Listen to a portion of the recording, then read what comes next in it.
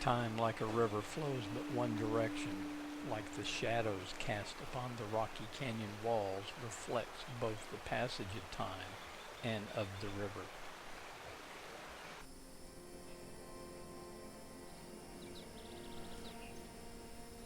The person in this scene is an outlaw by circumstances and not by choice.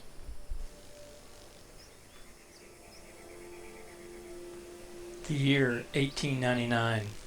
The place, a cemetery near an abandoned town in New Austin. Our subject in this story is known as Sweet Tooth Sarah, who got this unique name for her fondness of cocaine gum. She has come back to New Austin to visit her parents, but this visit promises not to be a happy affair because her parents were killed in an ambush while bringing building materials and supplies for their new home. Walking up the hill towards the remains of the home, the gravel crunched noisily under her feet. Pausing at the top of the rise, she looked at the crumbling, unfinished walls and fences and reflected back on that wintry night of the ambush.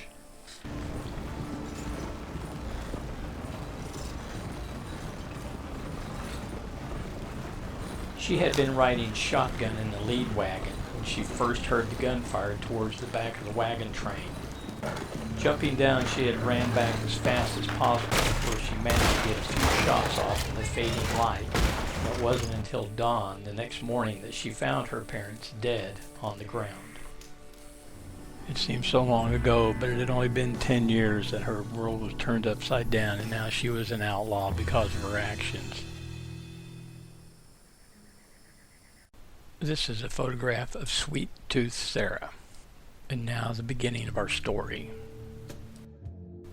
Let us return to the past some 10 years ago. Sarah was born here in Rattlesnake Gulch. An excellent shot on horseback, she could drop a full-grown elk with one shot.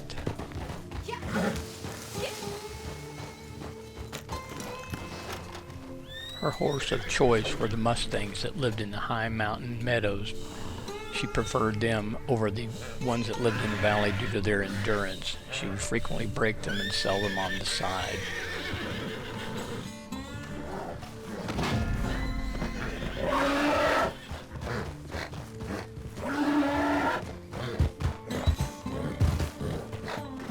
She was equally capable in the water on Flatiron Lake, whether fishing or paddling her favorite canoe out to one of the many islands that dotted the lake.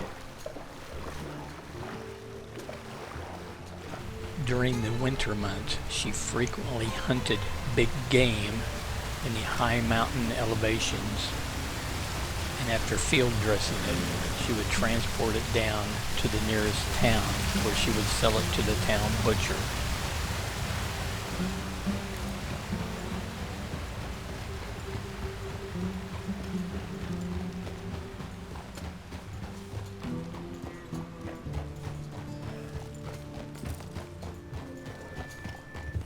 She frequently traveled new routes to check out for clients that she took hunting occasionally during the spring and summer months. Sometimes she ran into other hunters who were already out up and about hunting. She enjoyed this as it gave her time to get out and just ride and enjoy the scenery. One had to be careful during stormy weather as the rivers could rise suddenly and the currents could be unpredictable, not to mention the lightning. But most of the time, she knew what she was doing. She She enjoyed a very idyllic life, just riding out in the sun, not a care in the world. But all that was about to change. After riding all day, she was going to set up camp on the outskirts of Blackwater, and go in and visit a few friends that she worked with occasionally, maybe have a drink at the bar, and ask some of the other drivers if they knew anything else about what happened to her parents. After feeding and watering her horse, she sat down to eat her evening meal and then move into Blackwater next morning, pick up some supplies and ammunition for her next job, see what was happening, if anything. Get out of my way. Hey, that evening, after having a drink, she ran into a couple of wagon drivers she recognized and had words. It didn't go well for them. They had made the mistake of insulting the memory of her dead parents because they were part of the same wagon train.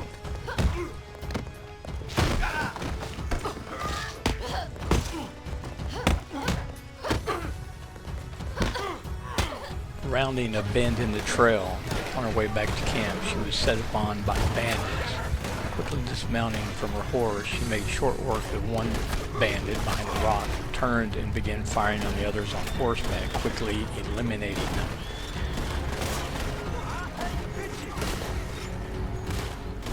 And she was attacked from behind by another bandit who attempted to shoot her. She jumped up, punched him, knocked him down, pulled out her Winchester and shot him. He took off as they pursued her. As she sat on her horse overlooking the falls, she pondered the past few days of what transpired with the men in Blackwater and then being attacked and ambushed out of the blue. It just didn't add up. Something seemed off. She was going to find out what. She knew of one gang that had a hideout up in the mountains, and so she began to track them. Following the footprints in the snow at night was the best time to approach them.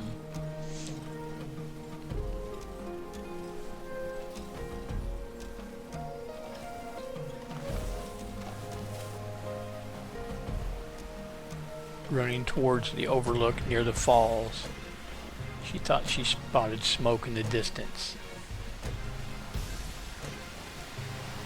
Stopping at the edge, she turned to get her bearings.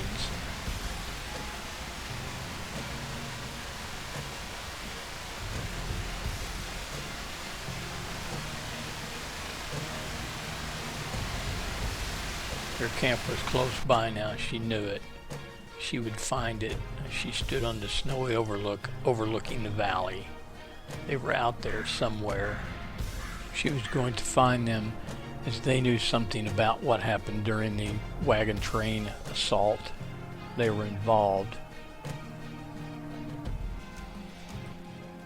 No matter how long or how far, she would get to the bottom of it.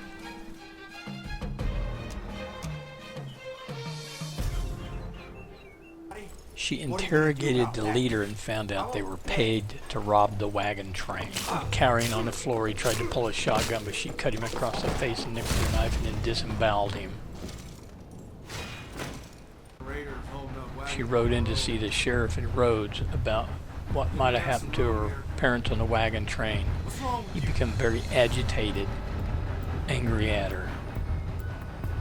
He took a swipe, knocked her hat off, and came at her menacingly. She backed up, feeling threatening. Now they're threatening to kill her. She pulled out her hunting knife, warning them back, and began to cut them as they attacked her. First one, and she hit the other deputy. And finally, she killed the sheriff.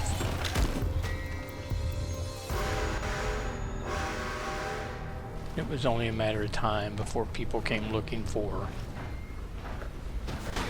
She had dismounted her horse outside of Blackwater and was surprised by a group of men who began firing at her. Running downhill towards the wagons, she quickly reloaded her gun and took cover on top of a roof, returning fire when possible. They tried to surprise her on the rooftop, but she caught them first.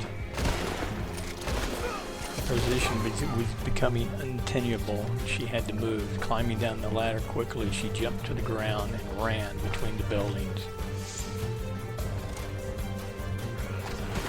Out in the street, she turned to run down the sidewalk, trying to find cover. Running down the street, she turned the corner just in time to shoot a horse out from under a rider. As he fell, she shot him also. Running on around the building, she took cover near a wagon and caught another guy coming around the corner. Running further down the street, she began to whistle for her horse and tell her to get out of town.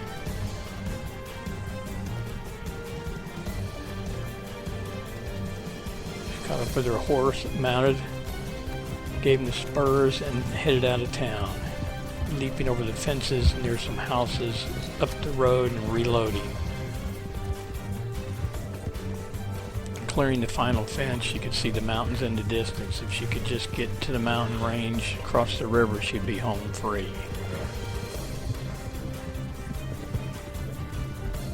She realized her horse was tiring and there was no way she was going to make it across the river, so she spied an outcropping of rocks and dismounted and took cover.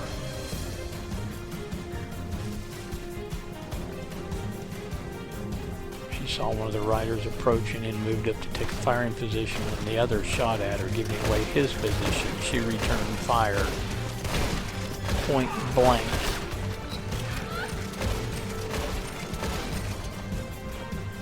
Taking cover behind the rock again, she went to reload and realized she's out of ammunition for her rifle. Drawing her pistol, she got in a pistol fight with the other guy, knocking him down.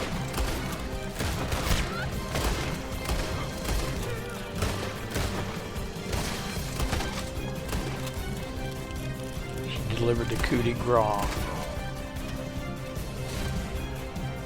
And then discovered they were bounty hunters.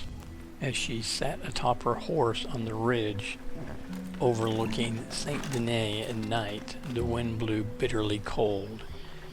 She could see the lights twinkling in the distance. She would arrive there sometime tomorrow and find out who was paying the gangs to rob the wagon trains and why.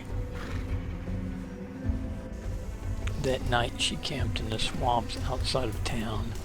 Most people didn't travel out there looking for people, considering there were alligators and poisonous snakes, so she felt fairly secure. After eating dinner and drinking some coffee, she figured she would arrive during the early morning hours when most people were still sleeping, and her arrival would go virtually unnoticed. At least that's what she hoped. Slowly riding her horse up to the bridge entering the town, she was greeted by her passerby.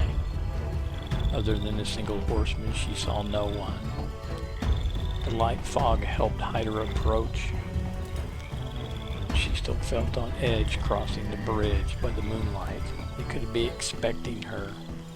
Whoever they were and why they would expect her, that was the chance she would have to take. As she slowly rode across the wooden bridge, her horse's hooves clattered on it.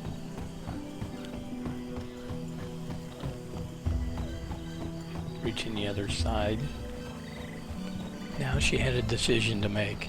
Does she turn left or does she turn right? Stay tuned for episode 2 and see what Sarah decides.